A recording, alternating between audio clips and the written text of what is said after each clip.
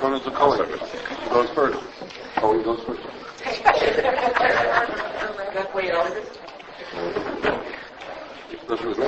Okay, welcome everybody. It's really been a pleasure. We've been here for the past maybe 24 hours or so. I don't even remember how long. Rabbi Cohen has graciously brought along the 2013 cars with the Kosher. And I'll just trade in for the 2010, please. I'll trade them in. I'm going to be getting them out and ask Rabbi Cohen to introduce himself and a little bit about what he does. Okay, as Rabbi Asher mentioned, the two of us work at the CRC. I primarily, person who works in the office, and as he had mentioned, works a lot on the commercial side of what we certify. That is to say, the ingredients, the processes, on different commercial products that you would see that have the CRC on them. Some of them which we're going to get to mention tonight as I speak. And the Rabbi Eichenbach does his work at the CRC is more along the lines of what you have here locally, which is he deals with the restaurants, caterers, kinds of people who are serving food on a retail level. I was asked to speak about Bas B'Cholov, meat and milk, and all of us, anyone who keeps a kosher home or knows someone who keeps a kosher home knows that in a kosher home, milk and meat can't be mixed together. And of course, so that means is we don't eat cheeseburgers. It also means that we have separate dishes for milchiks and fleishiks. Here in the shul, there's a meat kitchen and a dairy kitchen, because we don't mix meat and milk. And that's the pretty straightforward side of meat and milk, that we don't eat them together. I'm going to talk about a number of things a little not so typical, or maybe things that you are or not familiar with. Okay, the first is going to be topic of dairy bread, and that is bread surely was, and even in some cultures it still is, a staple food. It was eaten with every meal. And bread is also a food that's pretty simple and straightforward. You have flour and water and yeast, and you have bread. So because of that, the rabbis were concerned that if bread were to be made with meat or made with dairy, people would end up making mistakes and eating it with the wrong one. If I made bread with milk powder in it, with milk inside of it, I might go and eat a corned beef sandwich on that bread, in which case I would be eating milk and meat together. Or the opposite, if I used stock from a meat soup in making my bread, then I might put some cheese on top of that, and again I would be eating milk and meat together, because people just assume that it's a para food. They assume it's a food that's not meat or dairy. Therefore, the rabbi said that not only can't you eat let's say a dairy bread with meat food, you can't even eat the bread by itself. You can't, bread that has milk in it or bread that has meat in it essentially has become not kosher. The rabbi said you can't have that because they were concerned that if people would do that, they would lead them to then eating a dairy bread with a meat meal or the other way around. So an interesting story that happened at the CRC, we were asked to certify quite a large bakery, a commercial bakery. And when we came to the bakery, among the things we explained to them was that they can't have milk in their bread. Well, when we looked through their recipes, just about everything had milk in it.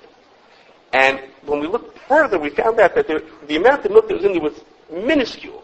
Absolutely nothing. It couldn't possibly be doing anything important. So we said to them, well, just get rid of it. We'll just pull the dairy out of it. And the first couple of people who we spoke to had no problem. Of course, I mean, it's obviously doing nothing. Until we hit the quality control people. Okay? And the quality control people said, no. We're going to explain to you why there's milk in there. And that's because there are a couple of things that we make in this bakery that actually have lots of cheese and dairy in them. And if we do that, on our packages, it would have to say, made in a facility that has milk. Okay? Well, that would look bad for the quality people, because it makes it look like we can't clean up our factory well enough. It makes us look bad. So therefore, we decided we're going to put a spoonful of milk into every batch, and that way we could write that it actually has milk in it, so we don't look sloppy. Okay? That was their thing. We're just putting in a spoonful, so it doesn't have to say on the label, may contain traces of, that doesn't look good for us. So we wanted to actually think, look, a little spoonful of each one. So the marketing people were fighting against the quality people. The marketing people said, listen, we can't be kosher unless we get rid of this stuff. And the quality people said, no, we don't look good. Anyhow, in the end, the marketing people won. They got rid of the milk. And that company has many dozens of products that they make that are certified kosher.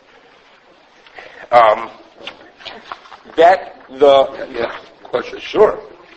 Sure, please, this question. Why not just say the dairy, the factory you just said was Yes. other product with cheese in it. Yes. And the term, the bread would be par. Yes. So how the bread and par and stuff? A very good question. I wasn't planning on talking about that. That's a very good question. He said, well, they're making you just items. said it. You're a good question. They're making items. Making it with cheese. More money. So what goes on? It's a good point. In this factory, the way we have it set up is those items that have cheese in it are made always at the end of the week. Okay, the schedule is to have it always at the end of the week. Every Monday morning at about 4 o'clock when they start up their ovens, they kosher those ovens before they start. Okay, they do part of the startup for every Monday morning. Okay. That's his question. Okay, it's not relevant to this part. They do a big kashering. It's at really, really high temperatures that they get it up to. Right, they do dairy. The power goes the whole beginning of the week. At the very end of the week, Thursday, Friday, that's when they make that stuff, and that's what they do. Sorry. No, it's a good question. No, good. Okay, one of the exceptions to the rule, if a person wants to make dairy bread or meat bread, one of the exceptions is if the bread has an unusual marking on it, or it looks different than than a typical bread, then it's okay for that bread to be dairy or meat. Because someone who looks at it understands that this is not a typical loaf of bread. Okay? And there's a great example of it right here in town at the Mixing Bowl. Okay? The Mixing Bowl Bakery. That bakery, their breads are all dairy. Not their challah for Shabbos, but their regular breads are dairy, and therefore they're not certified as kosher. They're not kosher because bread that's dairy can't be kosher. Okay? Bread that's dairy is not kosher even to eat as is. With one exception.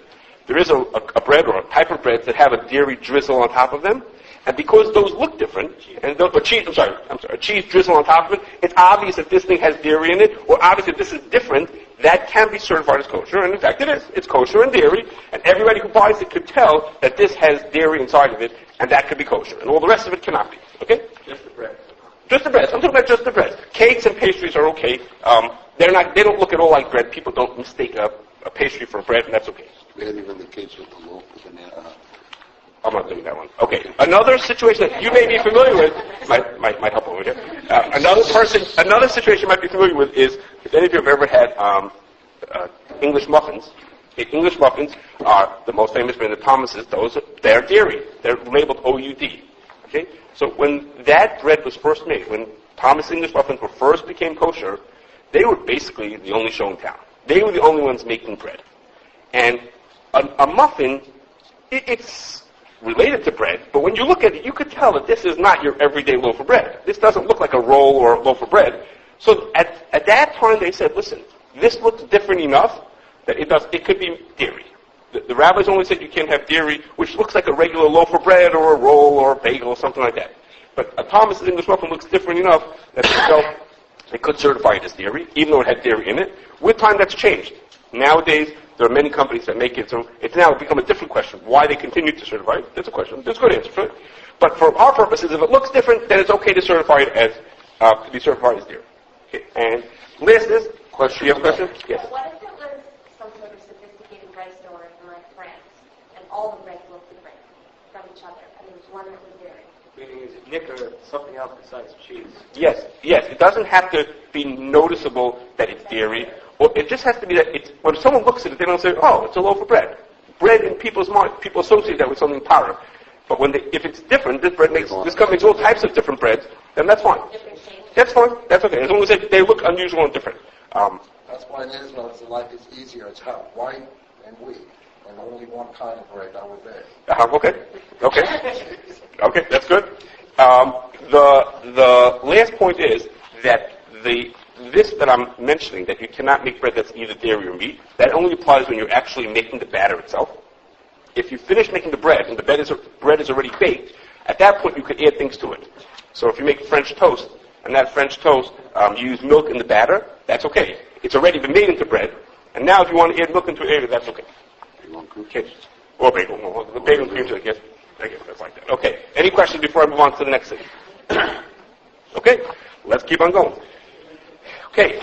A related question is that if the Gemara, in the days of the Gemara, they had imitation milk, which actually we have the same thing nowadays, made out of almond milk. Well, almond milk, of course, is not dairy. It's not made out of cow's milk. It's just called almond milk, but it's not. It's really made out of a fruit, and therefore almond milk is of course pure. But what would it be if I was sitting here eating something meat, and you were to see me with a glass of milk next to my meat? That looks odd. Makes people suspect that either they'll think that the rabbi doesn't keep kosher, or they'll think something strange, something doesn't seem right, that I'm eating a meat meal together with a cup of milk next to it. The rabbi said that therefore, if you eat something that's an imitation, it's an imitation meat or imitation milk, you need to have some marking on the table that people who look will notice that this is not your everyday glass of milk. In those days, the marking they used to put on, they would leave almonds on the table, whole almonds on the table, and everybody would say, well, why on earth are there almonds on the table? That would make you realize that milk was not cow's milk, it was instead almond milk. Nowadays, a more modern version of that is, we have non-dairy creamers. Okay, those look like milk. They may not be made out of almonds, but they're non-dairy creamers, and therefore, a soy milk, same that non-dairy creamers are, those need some kind of a marking that people should realize when they leave in the original container. You realize this is not a meat item. Okay? I wanted to give the example. I wanted to read to everybody what it says at the Mix and Go Bakery on the certification letter, kind of crystallized. So it says that the bakery is under the strict supervision and all the products are dairy. However, all the breads are also dairy and therefore not under the vibe except the cheese bread, which is noticeably dairy. So it's confusing, but that's what it says on the certificate. And of course the challah, it doesn't say the challah is hard. Because that's hard, right? That's, okay. And even more recent, we've had non-dairy creamer for many years, but a much more recent innovation is soy cheese and something called seitan. I'm not sure if you're familiar with that. Seitan is an imitation beef. It's made out of wheat. It's an imitation beef. So if somebody were to serve those with the opposite, in other words, you take seitan and you put cheese onto it, or you take a hamburger and you put soy cheese onto it, again, to the person looking at that looks really odd. Okay, that looks like a cheeseburger to me. Okay. Okay, so a garden burger actually it has vegetable pieces. Some of them have noticeably vegetable pieces. The seitan a little looks like beef, not terribly, but the soy cheese looks like regular cheese. That you would never know if you looked at it, and therefore those things you need some kind of a notice on that. It once came up a restaurant that was a kosher restaurant was serving a kosher restaurant was serving. If I remember correctly, it was real beef with soy cheese on it. It may have been the opposite, but I think that's what it was. It was real beef with soy on it. And they put onto their menus under that item, when it said, cheeseburger, it would say under it, made with imitation cheese or something like that, to make it obvious that, this is a kosher restaurant. And, in kosher restaurants we don't serve cheeseburgers, but this is made with imitation cheese or something to that. We put that up on top also in that place. Mm-hmm. Okay. Up on top of the board. Okay. So that's okay. That is okay, as long as you have a marking on it that people looking at it could understand that this is not, so to speak, what they think it is. I mentioned before about bread is specific to bread. It's only bread has that special requirement that it can't be meat or dairy. Yes. So my son went through this phase of being a vegan, and instead of listening to his mother, he went to the PETA website. Okay. His go-to guide for things without animal products. So why does the OU have the D behind so many products that are really not dairy at all? Okay, it is a very good question. Or, because PETA says it's are. Right, it's a very good question. The question is, there are many items that are marked OUD, and in fact those items are really not, there's nothing dairy about them. And the question is, why would they be marked D? Okay, and there's a couple of parts to that answer.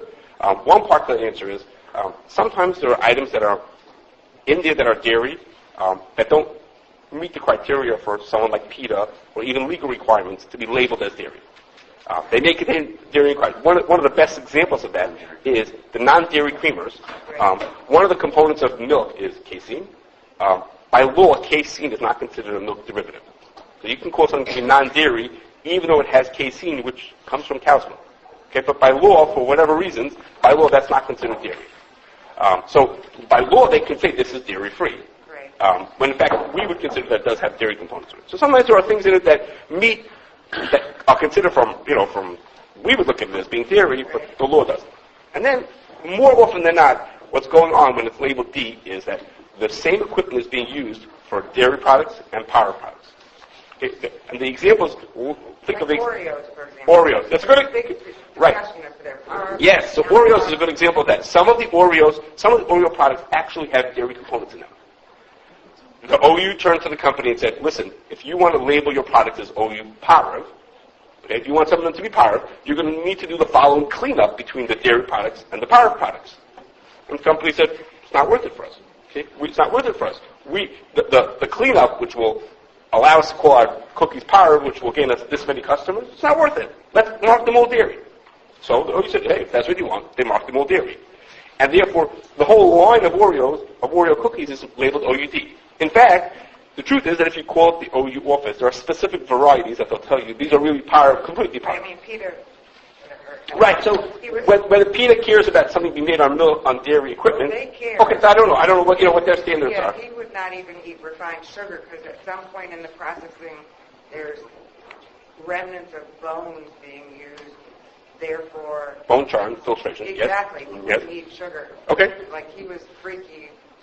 Thankfully, it's over. Okay. But, So the point you're bringing out is that it's not always is the standard for a different group the same as a kosher standard. Right. We might consider something dairy or kosher, even though we consider sugar kosher. Consider sugar. Even though it's made with bone char, we consider it to be kosher, whereas someone who's concerned about animal products might consider it not acceptable. The opposite, they might consider an Oreo cookie to be Parv, and we might consider it to be dairy. So, yes, the standards are not always the same. That's good. Okay, let's move on. Okay, when we prepare food. Question. On which side? On the right. On my right. Yes. Just back 1 second. So when you said about the soy milk or the dairy, non-dairy creamer, so practically if you serve, put it in a pitcher, let's say you're serving coffee shops this afternoon with inflation, do you have to keep it in its original container, or like how today we don't put almonds on the table? What would we do? Okay, so for non-dairy creamer, there's a question whether nowadays it could be that non-dairy creamer is so common that nobody thinks that you're serving milk at the table. Everybody knows you keep a kosher home, and they see that, they know it's non-dairy creamer. It's so common. That's a question whether non-dairy creamer is any more of an issue. At this point, it may be so obvious that no one even thinks twice about it. The question of soy cheese, that's a much more practical for today. Today, if I was serving soy cheese on a meat product, I would have to do something. Leave the package on the table. Do something that would be obvious what it is. In a soy milk, you could, on a non-dairy milk, that's a questionable how you should take that one. That's okay. When we in keeping kosher home. As I mentioned, people keep separate meat and dairy equipment. The tablecloths are on the table. I'm guessing that they're green because they're dairy. Okay, they serve pizza here. So they put, no, it's not because of St. Patrick's Day. They serve dairy, and therefore they put a green tablecloth. When it's useful, aside from having meat and dairy, in certain items it's useful to have parv. Okay, it means that you have certain utensils in your house that are not for meat or for dairy. They're used for parv. It's particularly useful when you're cutting certain items that are sharp. Okay, the best example being an onion. When you cut sharp items, those items, this is a drop complicated, but when you cut onion with a meat knife, that onion now became a meat onion, even though you cut it cold. Okay, that onion you wouldn't serve, let me just finish. You wouldn't put that as a topping on your pizza now. Okay, that onion is now a meat onion. And therefore, if a person's not using a whole onion at a time, they're making a salad with a half of an onion, that person, there's an advantage to having parv equipment in your house. A parv knife, or just cut on a paper plate, but a parv peeler, some of those items like that, so that you don't have these confusions when you want to have some items that will be used for both. An onion is an example. Do you have a question? I do. Why you need two setups, dairy and meat? I mean, these days, I hope you don't mind, I want to ask you, these days you got a dishwasher. Can't you just use one set of dish for dairy and meat all together? It's all glass or, Glass doesn't make. Okay, it's a very good question. The question is, if I can scrub my thing perfectly clean, like I said, I put it in my dishwasher, I can scrub perfectly clean. Why do I need to have separate dishes? When it comes out, you would never know anybody uses for dairy. Okay? And the answer to the question is that kosher law is concerned not just that there may be a residue on the dish, but that when you use something in certain ways, particularly if you use it hot, certain flavors absorb into the dish. Okay? And therefore, because it's absorbed into the dish, washing the dishwasher is not going to do the trick. Okay? I was recently went to look for, there's a chain of stores called Tivana. I don't know if they have that in this area. Tivana is a chain of tea stores. Okay? It's actually recently bought out by Starbucks. It's a chain of tea stores. And when I went there to look at the stores, we were going to be certifying it, but people had asked questions if they could eat at Tivana, which things they could buy, etc. I went to look at one of the stores, and they had there a cup, a certain kind of mug, I forget what it's called. And they said to me, this mug, you have to buy a different one for every flavor of tea that you buy. Because after you make a couple of cups of tea in this mug, afterwards you just put water in. You just put the water in, it's going to taste like tea anyhow. Okay? So much is absorbed into the walls of this mug that after you use it a couple of times, don't even bother putting leaves in, just put in the water and it'll taste just fine. So if I buy, for this flavor, I can't mix it with another flavor because it's going to not be just right. So whether... That's what they call a free cup of tea, and we assume that applies to all materials that we use.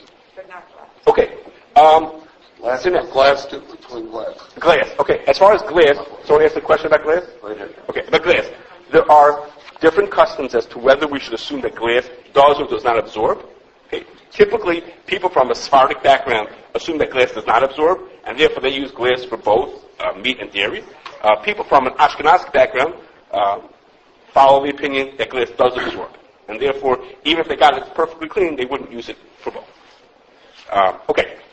Now, this is what I've explained to you is about the more typical way people use it, but there are some ways that flavor can transfer that's a little bit more complicated than that. And that is as follows. If I would be cooking a pot of chicken soup, okay, and I lift off the lid of that chicken soup, then the vapors that rise up you lean over it, you'll smell the chicken soup, and those vapors carry the meat flavor to them. If those vapors, what they hit is now also considered to be meat. So, if there's something right above that, in the case of the Shulchan Aruch is someone is cooking up milk, he's cooking up milk, and hanging over his stove is a salami. He's drawing a salami hanging over his stove. So, the milk that he's cooking up, those vapors that come up, that come in contact with that come in contact with the salami that's hanging there, have now made that salami trace. They just mixed milk together with their meat, and that salami is hanging over it. Okay, before I do you have a question? Okay, so what level would you say that vapor rises, right? If you have, I don't know, if you could do a huge building, right, and you're cooking milk on this stove over here, and you have, right, to what extent does the vapor rise? It's a good question. The vapor rises, I don't know how far it rises, but we're concerned to the point that it rises that it's still hot. In other words, if let's say 6 inches over it, you put your hand there, it's still hot, that's a concern. A foot over, it's not going to be hot anymore, you don't have to worry about that. If you're cooking in a big commercial kitchen, and even 3 feet over it's boiling hot, then that's a concern. It goes to how high it's hot over, at what point you still feel the heat. What you can do is feel it. You just know it. You cannot cook breakfast and lunch together, basically. So you can cook them together because the two pots are side by side. Right. Okay, if the pots are side by side, this one going up, this one's going up, you're safe. Okay. The problem is when you pass something over it. And the common example of someone passing something over is if you're adding spices or oil into your items. So you're sitting with the pepper, with the salt shaker, shaking it right over. That means that you're holding your hand right over the pot as you're pouring it in.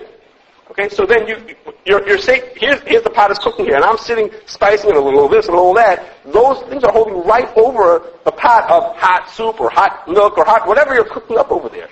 So in that case, either you can do like you had mentioned, or you brought up, which is I can hold it high enough. I can put it into a cup in between. I can put the spices into a cup. Or what some people will do is they'll have separate spices. Okay, they'll have dairy spices they use on the dairy side, spices they use on the meat side. But something they should do just to think about that. Okay, we're getting fish at the way end. If we ever get to that part. Okay, yes. You're assuming a plastic container of spices. So it doesn't always, I didn't say that it always is concerned, but it's something to think about, how much is possibly transferring into my food, and therefore think about how you want to deal with that situation. You think about Some people hang over. So, think about how hot the spice container gets. You're saying think about how hot the spices get. You're saying it doesn't matter because the steam is going there. Even if it's really the vapor that's getting into my spice container. Right. How is it affecting that? So if you hold it high enough, or you think it's not a concern, then you're on the safe side. Based on whether the vapor is going in or not. Okay, the other thing I thought maybe you could touch on would be just the, there needs to be something which transfers, meaning if you have a cold piece of cheese on a meat plate, so that there needs to be something that transfers the dairiness to the flavor. So you could just, did you touch on that? I did not, no. Okay. No, the rabbi's mentioning is that what we had talked about, what I mentioned before, about flavor being absorbed into a utensil, typically that happens only with heat. That's the most common way it happens, is through heat, is what makes the flavor be absorbed into the kit. There are other ways, but typically it happens through heat. And therefore, if something cold was put onto it, you're not supposed to put a piece of cheese on your fleshig dishes, but if you did, it's not as serious. Yes? So if you have an onion transfer, so like let's say for instance you were cooking, let's say you do hold that glass is not absorbed top. Okay. So you are cooking onions and meat in a glass container. Okay. Would the onions, or let's say it was cold, so you were mixing it together in a glass container.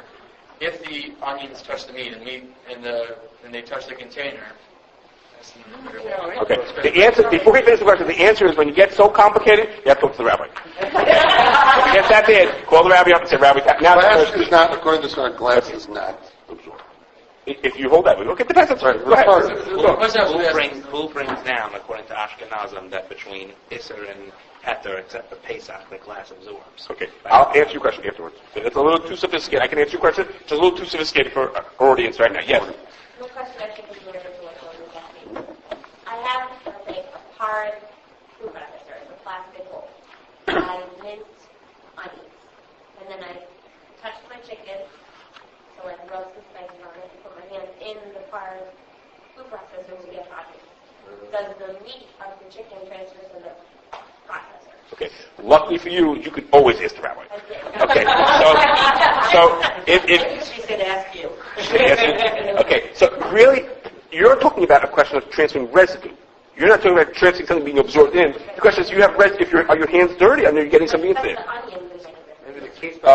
But it's case. Really, it's answer.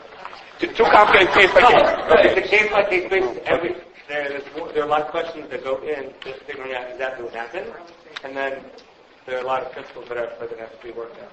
Okay, let me do one more case about this, about vapors transferring, and that is some people have their homes. I actually have a neighbor who's about to do this. They have double ovens. Okay, they have one oven stacked on top of the other. Those ovens, as a rule, the ovens are completely separate from one another. And sometimes the ovens both vent. They share a vent. Okay, there has to be a place for air to exhaust out of the oven, and in some cases they share a vent. That is to say, the air that exhausts out of the bottom oven also and the top oven both go out to the atmosphere together. So, if you study your oven, or you read the plans, or you ask someone who knows what they're doing, you can figure out if they do or don't share an oven. Okay? Rabbi Eisenbach and I once were in a facility. This is a commercial facility that had a meat and dairy kitchen. Okay, and for argument's sake, the meat was on this side, the meat was on this side, and the dairy was on this side. Okay, and in between the two parts of the kitchen, there was a double steamer. Okay, and one was for meat and one was for dairy. That was like the dividing line between the two parts of the kitchen. So we went to look at this kitchen, and we asked them to turn on the steamer, one of the steamers with no food in it, just to see what would happen. Okay, and as we stood there, they had one of the steamers on, there was steam pouring into the other steamer. Let's say the bottom one was one that was on, there was steam pouring in from the bottom one into the top, through the vents. They shared a vent, the steam was escaping out the vent, and there was a nice opening that it went into the top of it. Okay, so if that would happen, that transfer of steam could also raise an issue if you want to use one for meat and one for dairy, like this facility was using, then when you're cooking your chicken on the bottom, that chicken vapor is going into your dairy one, which is on the top, or vice versa. Yes? So regarding vapor, let's say you burn a steak, not that I got. So let's say you burn a and you have in your oven, and then you have a dairy pot just sitting on top of your stove. Well, then it's a lot of vapor coming from that. Typically, Would you kosher your pot? well, usually the vapors are not escaping right up into the pot. They escape through the back. To the back. It's not so typical that you have a problem through the oven into the stovetop.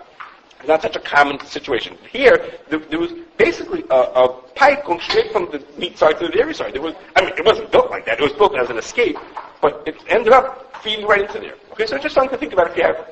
So the vents come out too. We actually do have on our range, it does, if it goes into burns, it does come through one of the burners. Through the burners. Yeah, because it's gas. One of them. Yes. They're That's all where electric, the vent is. but it's electric, but it still comes through. So My guess is that it's probably not a concern. You could ask the rabbi to come look at it. I don't know if he makes house calls, but he could come look at it just to see. As the rabbi said beforehand, there's a lot of considerations in these issues. I'm talking a little bit in a general way, and I'm saying if you want to have an oven, one for meat, one for dairy, this is what you should think about. If you actually did it, or you had a little bit of a problem, there's a lot of details to it, and it's worth really asking the rabbi, this is my situation, tell me how I could work with that. Okay. A similar thing to this, a little bit different, but somewhat similar, is cooking in a microwave. Okay. We have one question. Go, sure. Sharp foods? Yes. And just maybe give a list of the foods that are considered. Okay. Common sharp. Right. Okay. The answer is it's a good question. People ask a lot. I get it. That's pretty frequently by rabbis actually. Okay. And the answer is the way you know whether a food is sharp is take a bite out of it. Okay, if the food tastes sharp, a radish, an onion, black pepper, those kind of foods, when they're sharp, you know what they taste like. What about lemon? Lemon is sharp. Garlic. What? Garlic. Lime, pineapple. Yes, the food that when you taste them, it has a strong taste to it. What? Has vinegar. Okay, so the answer is it doesn't depend on if there's onion in the food. What does it taste like right now? So if no one who tastes lemon, no one who tastes mayonnaise thinks that it tastes sharp. Okay, but even if it may have something in it that's sharp, that doesn't make a difference. It depends on what does it taste like right now as you're using it. So like in the case that, is your name Joey? Joey started to say about the guy who fries onions with his meat. The whole story, after you fry your onions for a couple of minutes, they don't taste sharp either. Once you start to brown your onions, they don't taste sharp anymore. So what? But in raw onions, potentially. He's shaking his head about that one. He's not too sure about that. Yeah, if it. Pineapple? Somebody said pineapple. Yeah, someone said pineapple. Okay. Why? Wait, somebody say pineapple? Okay. No. Okay. Rabbi Eismach and I will talk about it later. After Rabbi. Okay. If a person is going to use, I mentioned about using a microwave, the best thing to do is just like you have an oven, you have a meat oven and a dairy oven, the best thing to do is to have separate, if a person has that ability, to have a meat microwave and a dairy microwave. That doesn't always work. Not only doesn't it work because I may not have room in my kitchen, but what if I work in an office? Okay, and they have a microwave that's not even kosher altogether. Okay, it's just nothing. It just, everybody uses that microwave. So then, similar to using the way you use food in a stove, it is possible to use something that's not kosher, to use it for kosher. In a microwave, and when I say use it for not kosher, the same as if you're switching from meat to dairy. What you need to do is, the place where you're going to be putting your plate down in the microwave needs to be clean. Okay? Under that spot where you're putting it down, you should put down a napkin or a paper towel or something, some kind of a barrier, a paper plate, some kind of a barrier underneath it. And then the bowl or the plate that you're putting your food into needs to be double covered. Okay? That covering, when I say it needs to be covered, I don't mean it needs to be hermetically sealed. It doesn't need to be, clamped down and sealed forever. It needs to be relatively well covered. Okay? If you do those things, you could use it in a not kosher one, or if it's a meat microwave, use it for dairy. Okay? Now, in an oven, that's a little simpler. In an oven, it's easy to make sure it's clean, put a piece of foil, in this case, put a piece of foil down and double cover it. In a microwave, you're more likely to have the problem of it popping open. If something goes wrong and the covering pops off, and then that's time to call the rabbi then. Okay, that's a complicated situation. It depends on many factors. It's a lot of job, by the way. Yes. Yeah. Yes. What about a bag of popcorn in a non-kosher microwave? So we tell people they can do that. Okay. So when the floor is clean, you don't want to put it down into that little bit that was up. That's okay. Yes, it has a little bit. That's okay. When I say it doesn't need to be perfectly clean, that's an example of that. It doesn't need to be perfectly sealed. Okay. Okay. On the stovetop, the grates that are on the stovetop, you can use those meat and dairy. You can switch them back and forth. It doesn't make a difference. They can go back and forth. The space in between those grates if you use your oven for meat and dairy, the space in between the porcelain enamel in between them is considered not kosher. Okay, too many things spill and splash in those spots. So the grates you could use for both, but the spots in between we consider to be not kosher. So something hot falls on the... Right, if something falls down, we consider it not kosher. Right. Okay, one last thing, before I give you to Rabbi Eisenbach, is if something became not kosher, if we had a dish that became not kosher, then we do something called kashering to switch it over from not kosher to kosher. Okay? Some of you may have done that before Pesach. It's a pretty common time people do kashering. They have dishes that they use all year round. They want to now use it for Pesach, so they do a kashering. The most common kind of kashering that you do is you put it into boiling water. You don't use it for a day. You clean it well. You don't use it for 24 hours. You put it into boiling water. That's the most common kind of kashering there is. So, what about if a person wants to kasher something between meat and dairy? Okay? They have a silverware. They use it for meat, and now they want to switch it over and make it into dairy silverware. Or they have a pot, and they're switching it from dairy, they're switching it to a meat. Can they switch it back and forth? So, the Magen Avram, a sefer written many years ago, hundreds of years ago, says that the custom is we don't switch things back and forth between meat and dairy. If something became not kosher, we could make it kosher. If it was used for year round, we could kasher it for Pesach. But if it was used for meat or dairy, we can't kasher it for the other one. In fact, what they say is if you really want to switch it over from one to the other, what you should do is wait for Pesach. Okay? When it comes Pesach time, you could kasher it. Once it's kasher, you can do whatever you want with it. Okay? That's what they say. So, the question is, that custom that the Magen Avram says that you shouldn't kasher things back and forth between meat and dairy, does that custom apply to an oven? Okay? An oven is kashered in a little bit of a different way than I just described to you. The way you kasher an oven is not by putting it into boiling water. Okay? You kasher an oven by either you run through a self-cleaning cycle. What? Unless you bring your steak.